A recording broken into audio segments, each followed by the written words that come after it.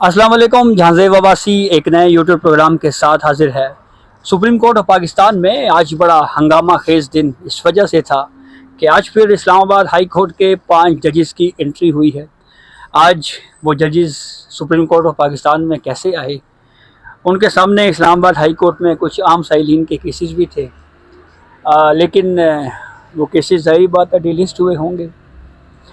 आज जस्टिस अमीनुद्दीन खान की सरबराही में 5 रुकनी आईनी बेंच की जो कोर्ट प्रोसीडिंग है उसका अहवाल क्या रहा, जजेस की sitting position Islamabad high court के जजेस हैं वो क्या रही, अदालती माहौल क्या था, आखिरी 30 सेकंड में आईनी बेंच ने अपना माइंड क्यों तब्दील किया, किसी ने कन्विंस अगर किया तो वो कौन जज साहब थे, और इस कोर्ट प्रोसीडिंग में क्या क्या डिस्कस हुआ, ये सारी तफसील जो है वो आज हम इस वीडियो में बयान करेंगे। सबीन शहबाज भी हमारे साथ मौजूद हैं जो डिस्कशन में हम इस पर तफसील से बात करते हैं। तो तफसीलात में जाने से पहले एक आपसे रिक्वेस्ट ज़रूर होगी कि चैनल सब्सक्राइब करें ताकि नई आने वाली वीडियो या अपडेट आपको बर वक्त मिल सके। सबीन में पहले आपकी परमिशन से मैं ज़रा कोर्ट की प्रोसीडिंग पे आने से पहले ज़रा उससे पहले का जो माहौल है सुबह 9 बजे से, जी सुबह 9 बजे से आज क्या होता रहा पहले ज़रा वो बयान करते हैं। ठीक है। आज सबीन एक मरतबा फिर इस्लामाबाद हाई कोर्ट के 5 जज जनाब सुप्रीम कोर्ट ऑफ पाकिस्तान में आए। आप तवक्को ये की जा रही थी कि शायद जस्टिस तारिक महमूद जहांगीरी साहब भी खुद आएंगे, क्योंकि उन्होंने वकील भी कर लिया था मुनीर मलिक साहब, ये भी हम खबर रिपोर्ट कर चुके थे। तो जब ये बात क्लियर थी कि जस्टिस जहांगीरी साहब ही क्योंकि वकील हो चुके हैं तो शायद वही आए, बाकी 4 जजेस ना आए, लेकिन एक काले रंग की गाड़ी आज फिर सुप्रीम कोर्ट ऑफ पाकिस्तान के मेन एंट्रेंस जो आम साइलिन की एंट्रेंस है वहाँ पे रुकती है। 5 जजेस बाहर निकलते हैं, justice Mohsin Akhtar Kayani, justice Ijaz Ishaq, justice Babar Sattar, justice Tariq Mahmood Jahangiri, justice Saman Rifat Imtiaz, ये 5 जजेस जनाब इंटर हुए। जो इस्तकबालिया है सुप्रीम कोर्ट ऑफ पाकिस्तान का मेन, जहाँ पे इस्लामाबाद पुलिस बैठी होती है, वहाँ पे जजों ने अपने अपने ID कार्ड दिए, साइलिन वाला गेट जो जी साइलिन वाला, और फिर वो कार्ड जो हैं वो पहने विजिटर्स के जी। और फिर जनाब कैमरों के झुरमट में एक मरतबा फिर जो है हमारे 5 जजेस जो हैं वो आम साइलिन के तौर के ऊपर सुप्रीम कोर्ट ऑफ पाकिस्तान में इंटर हुए। अब जरा कोर्ट रूम के अंदर की बात कर लेते हैं। कोर्ट रूम के अंदर जो राइट साइड के ऊपर पहली रो थी उसमें तो जो कानूनी टीम थी इन 5 जजों की, जिसमें सीनियर वकील एडवोकेट मुनीर मलिक हैं, फिर उसके अलावा आबिद साकी थे, अली अहमद कुर्द भी आज जो है वो मौजूद थे। उनके पीछे जो है वो 5 जजेस बैठे हुए थे। उन 5 जजेस की तरतीब अगर देखें तो सबसे पहले जस्टिस सरदार इजाज़ इसहाक साहब बैठे हुए थे, उनके साथ मोहसिन अख्तर कियानी साहब थे, उनके साथ बैठे हुए थे तारिक जहांगीरी साहब, फिर बाबर सत्तार साहब, और फिर जस्टिस सिमन रिफत इम्तियाज साहब। अब आते हैं कोर्ट प्रोसीडिंग के ऊपर। 9:30 बजे का वक्त था, 9:30 बजे ही आमतौर के ऊपर अदालत शुरू होती है, लेकिन आज थोड़ा लेट अदालत शुरू हुई। तकरीबन 9:52 के ऊपर कोर्ट आई।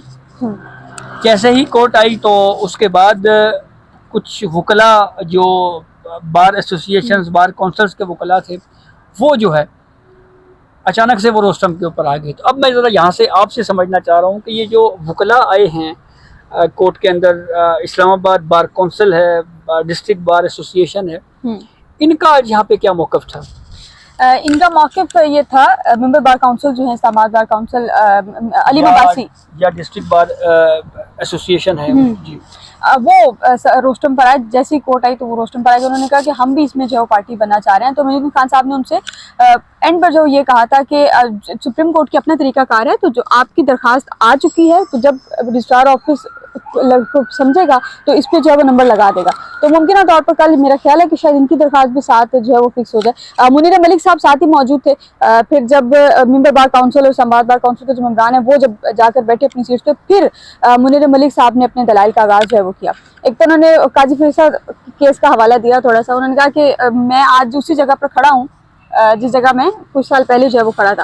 फिर उन्होंने कहा कि Islamabad high court justice Tariq Mahmood Jahangiri का जुडिशल वर्क से रोकने का हुक्म है, उस हवाले से बताया कि गालिबन अक्टूबर में दरखास्त आई थी 2024 में, जी, यानी 16 माह हो चुके हैं और इन 16 माह में अभी तक रजिस्ट्रार ऑफिस के जो एतराज़ात हैं वो बरकरार हैं, बहाल हैं। हाँ, उन्होंने जी जी जी अच्छा, तारिक महमूद जहांगीरी साहब के जो वकील है मुनीर मलिक, उन्होंने कहा कि 2024 में एक दरखास्त इस्लामाबाद हाई कोर्ट के सामने आई थी। उस दरखास्त में 16 माह हो चुके, अभी तक एतराज़ात उस पर बरकरार हैं। और अभी जब ये समाअत के लिए मुकर्रर हुई थी 16 सितंबर गालिबन तारीख उन्होंने बताई है कि जब समाअत के लिए मुकर्रर हुई थी, जिस दिन तारिक महमूद जहांगीरी साहब को जुडिशल वर्क से रोका था, उन्होंने कहा कि उस दिन भी सिर्फ एतराज़ात पर समाअत होनी थी।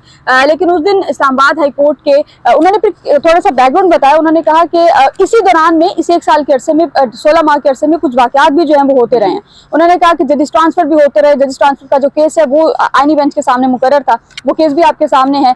फिर एक केस का हवाला जो जस्टिस जमाल मंदोखेल साहब का फैसला आया था नजर अब्बास वाले केस में, उस हवाले से उन्होंने कहा कि सुप्रीम कोर्ट जो है ये हुक्म दे चुकी है कि एक जस्टिस जमाल मंदोखेल का एक फैसला मौजूद है कि सुप्रीम कोर्ट एक जज दूसरे जज के खिलाफ रिट नहीं दे सकता। तो उस पर जस्टिस जमाल मंदोखेल साहब ने उनको इंटरप्ट किया। उन्होंने कहा कि वो जज की जाती पर्सनल कंडक्ट का केस था, तो वो केस मुख्तलिफ है और इस केस में जो ग्राउंड है वो थोड़ा सा मुख्तलिफ है, तो दोनों केस जो है वो मुख्तलिफ है।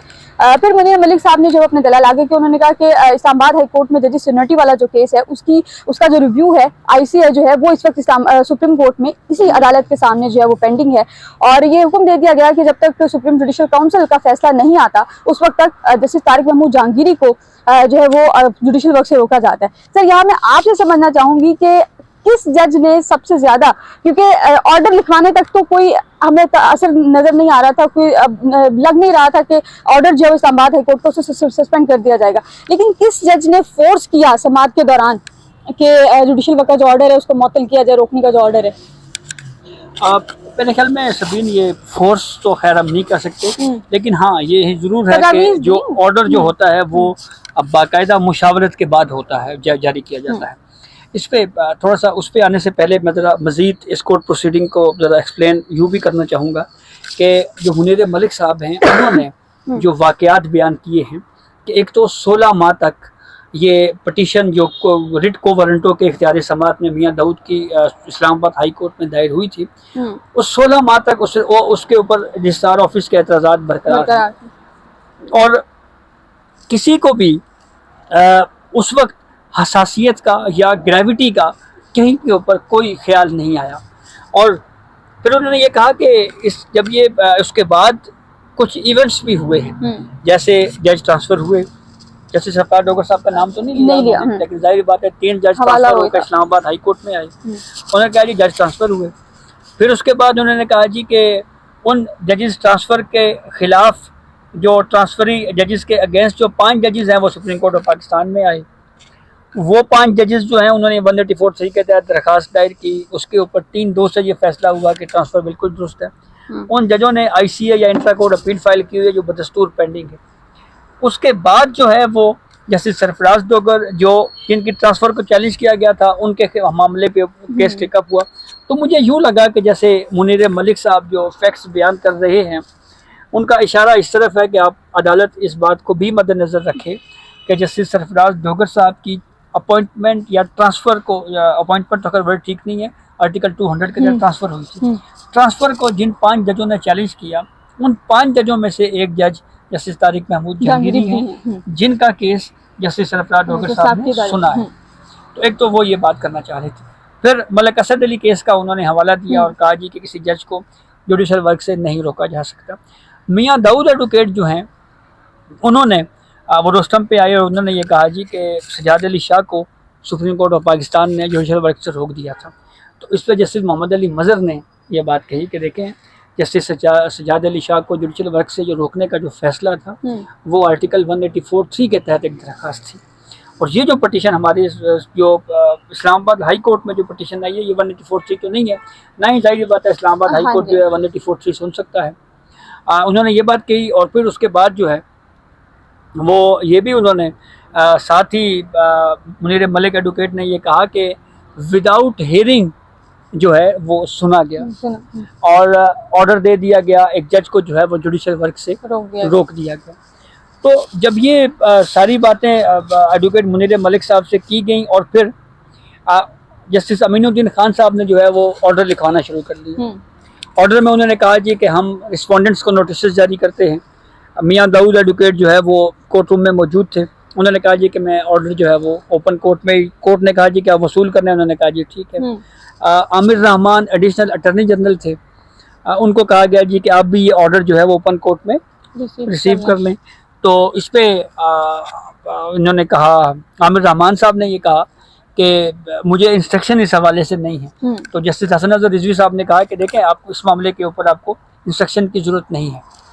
फिर उसके बाद जब ये बात हुई तो अटॉर्नी जनरल को 27A के तहत जो है वो नोटिस के जी आप अदालत की मुआवनत करें, उनको नोटिस जारी किया गया। फिर एडवोकेट जनरल इस्लामाबाद को नोटिस जारी किया गया। तो जब ये नोटिस सारे जारी होकर केस की हियरिंग कल तक एडजर्न हो रही थी कि हम कल तक एडजर्न करते हैं, तो मुनीर मलिक साहब ने कहा कि तो स्टे का आपने क्या किया। तो इस पे आईनी बेंच के सरबराह जस्टिस अमीनुद्दीन खान साहब ने कहा कि देखें हम इसके कोई बहुत तवील हियरिंग आपको बहुत लंबी तारीख नहीं दे रहे, कल तक की है, कल आप आ जाए जी, कल इस केस को सुन लेंगे। तो मुनीर मलिक साहब ने कहा जी कि बड़ा बैड सिग्नल जाएगा, अब वो बुरा सिग्नल या गलत तासुर या गलत इशारा जाएगा।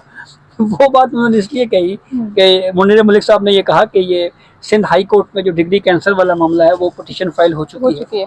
तो वो कहते हैं कि अगर आईनी बेंच ने अगर कोई हमें छोटा बहुत रिलीफ अगर ना दिया तो वहाँ पे ये इंप्रेशन जाएगा जनाब कीजिए कि जी ये देख लें सुप्रीम कोर्ट ऑफ पाकिस्तान ने भी इनको रिलीफ नहीं दिया या कोई उनकी सुनी नहीं की, तो ये इसलिए ये हुआ है। तो जब ये सूरत हाल हुई तो उस पर फिर जस्टिस जमाल मंदोखेल साहब जो हैं उन्होंने सबसे पहले जस्टिस अमीनुद्दीन खान जो आईनी बेंच के सरबराह हैं उनके साथ मुशावरत की।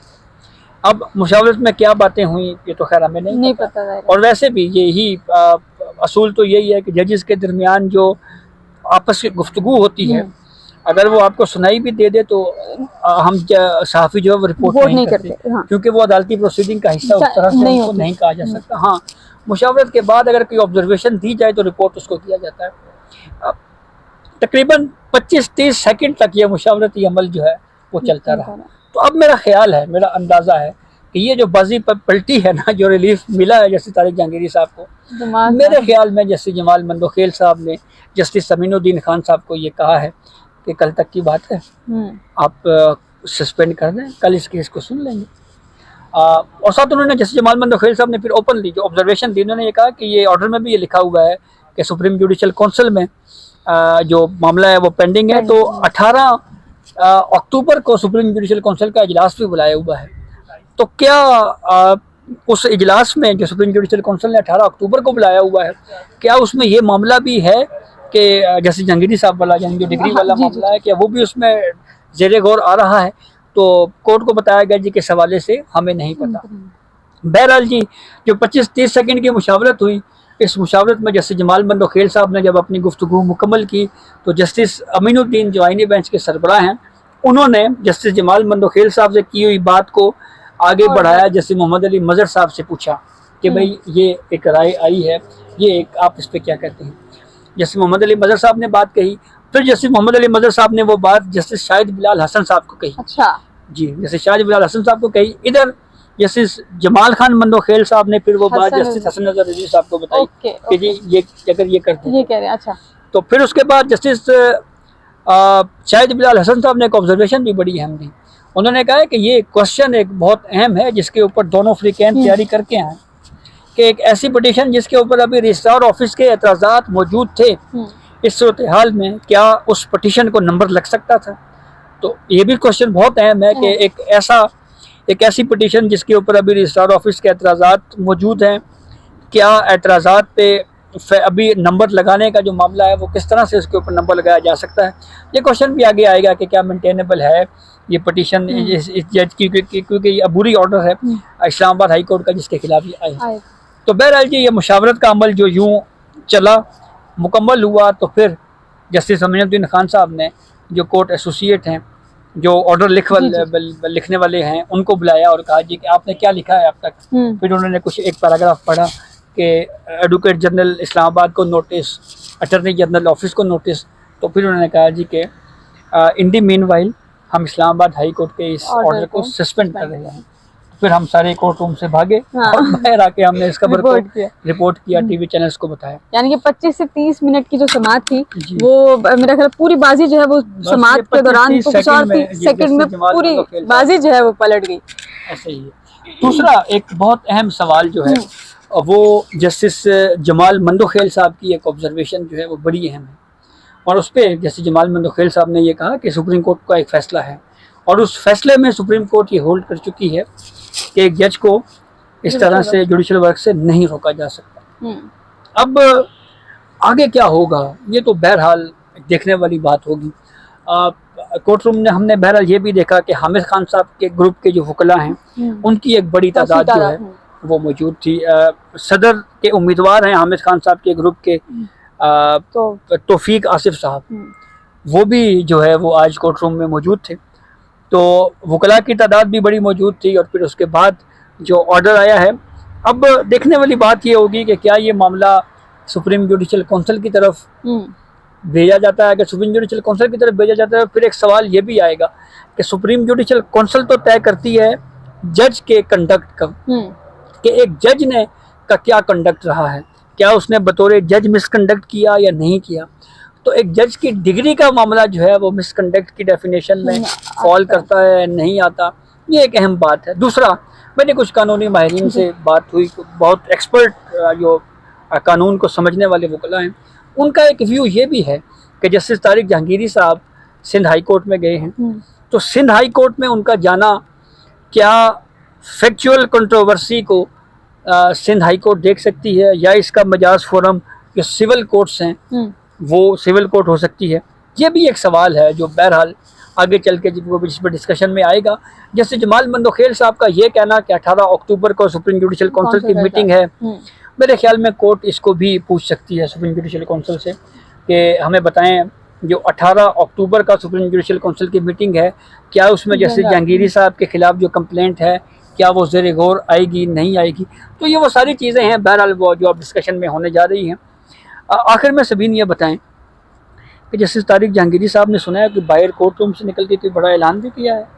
उनसे पूछा गया जी कि हाँ जी बताएं अब आप केस सुनेंगे तो क्या कहा।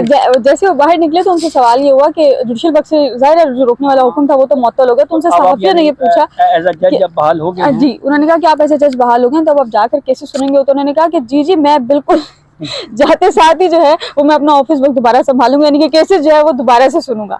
तो वो बड़ा ऐलान बाहर कर गए। और फिर डिग्री वाले मामले पे जब आए थे सुप्रीम कोर्ट में अंदर, तो इनसे सवाल बाहर ये हुआ कि डिग्री वाला जो मामला है आपने इस पे सिंध हाई कोर्ट में कोई पिटीशन दायर किया। तो उन्होंने कहा हाँ मैंने जो डिग्री मनसूखी वाला मामला है जो डिक्लेरेशन कराची यूनिवर्सिटी ने जारी किया, कहते हैं मैंने उस सिंध हाई कोर्ट में चैलेंज कर दिया। बाहर वो ये खबर देकर गए थे, जब ऑर्डर मुअत्तल हुआ तो उसके बाद दूसरी बड़ी खबर ये देकर गए कि मैं जो है वो जाकर फौरी तौर पर अपना ऑफिस वर्क जो है संभालने लगा।